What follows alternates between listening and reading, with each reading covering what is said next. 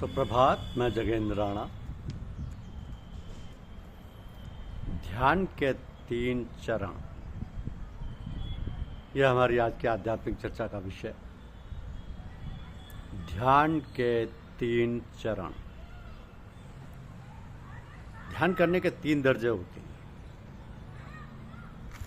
पहला दर्जा यह है कि आंख बंद करके गुरु को प्रत्यक्ष में या कल्पना द्वारा सामने बिठाकर उसको हृदय से अपना हृदय में प्रकाश आता महसूस करें और वहां से अपने सारे शरीर में नाड़ियों द्वारा फैलता अनुभव करें। जब यह अभ्यास कुछ दिनों तक कर लिया जाता है तब दूसरा अभ्यास शुरू होता है। वो यह है कि अपने हृदय रूपी आईने में गुरु को बैठा हुआ और ओम ओम का उच्चारण करते हुए अनुभव करें। ख्याल की आंख से देखें कि गुरु हृदय के अंदर बैठा हुआ ओम ओम शब्द कह रहा है और ख्याली जुबान से ओम ओम करते रहें व ख्याली कान से सुनता रहे। जब कुछ दिनों बाद यह अभ्यास पक्का हो जाता है तब तीसरा अभ्यास शुरू होता है। वो यह कि ऐसा ख्याल करें कि मैं नहीं हूं, ये गुरु ही बैठे हैं। ये मेरी आंखें कान नाक आदि नहीं है, बल्कि गुरु के ही हैं। उनके शरीर रूपी खोल में मैं घुस गया हूं। अब मैं नहीं हूं, गुरु ही हैं। ये सब काम वही कर रहे हैं। इसी को लय होना या फनाफिल शेख होना कहते हैं। मैं नहीं हूं, चलते फिरते खाते पीते बात करते सब वही कर रहे हैं। ये सब स्थूल में लय होना है कि जब मैं था तब गुरु नहीं, अब गुरु है मैं नाई। प्रेम गलियती साकरी या में दो न समाई। सूक्ष्म में कारण में जब लय हो जाए तब पूर्ण लय होना समझे। मन और बुद्धि भी उन्हीं का काम कर रही है। सोचते विचारते और कहते सुनते वही हैं।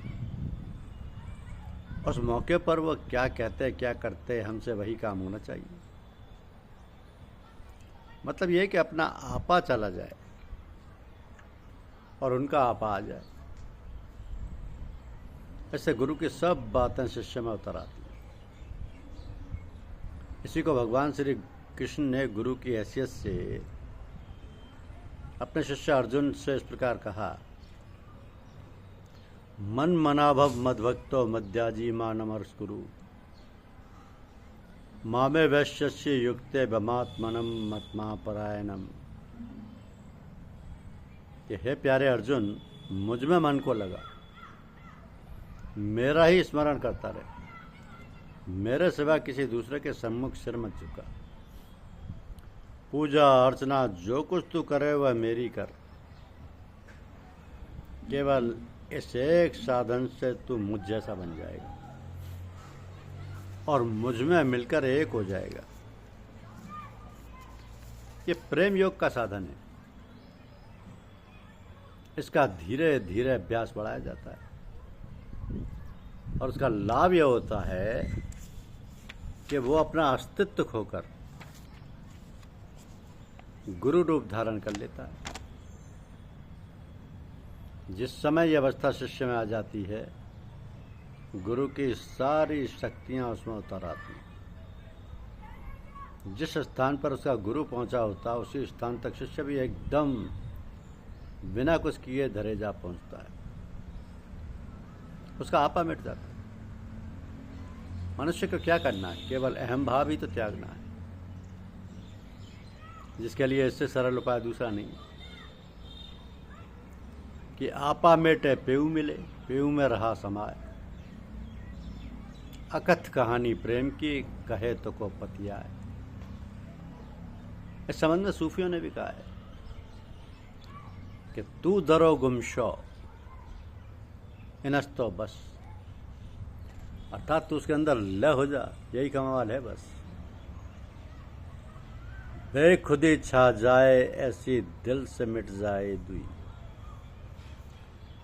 उनसे मिलने का तरीका अपने खो जाने में है। किसी ने माँ आनंदमयी से पूछा कि किसी दिन भजन में मन खूब लगता है और किसी दिन बिल्कुल जमता ही नहीं, इसका क्या कारण है? माँ, कभी खाने पीने में कोई ऐसी चीज़ आ जाती है जो मन में विक्षेप डालती है। कभी कभी ये दशा कोई अपवित्र दृश्य देखने या किसी खराब आदमी के स्पर्श या संग से भी हो जाती है। तुम्हारे जाने बिना वह तुम्हारे मन पर असर कर देती है। इसलिए मैं कहती हूँ यदि कोई इस पथ पर ठीक तौर पर चलना चाहता है तो उसे कुछ समय के लिए संग छोड़कर एकांत में रहना चाहिए। ये संसारी लोगों के लिए मुश्किल है, किंतु अपना लक्ष्य ठीक रखना चाहिए और मन को उसी तरफ लगाने की चेष्टा करना जरूरी है। जो करते हो उसको भगवान की सेवा के भाव से करने से उनकी स्मृति बनी रहेगी। और जैसे वृक्ष के पुराने पत्ते झड़ने पर नए निकल आते हैं, वैसे ही संसार की आसक्ति कम होती जाएगी और परमेश्वर की तरफ आकर्षण बढ़ता जाएगा। गीता का आरंभ 2 शब्दों के साथ हुआ है, धर्म क्षेत्र, कुरुक्षेत्र। इन दोनों शब्दों का एक साथ होना बहुत महत्वपूर्ण है। ये शब्द इस महत्वपूर्ण तथ्य को रेखांकित करते हैं कि धर्म का क्षेत्र क्रिया का क्षेत्र है, आचरण का क्षेत्र है और धर्म को व्यवहार परक होना चाहिए। कुरु शब्द का अर्थ है करना, अतः धर्म को आवश्यक रूप से क्रिया परक, व्यावहारिक तथा आचरण योग्य होना चाहिए। वो धर्म जो आचरण योग्य ना हो, उस धर्म की उपयोगिता संदिग्ध हो जाती है।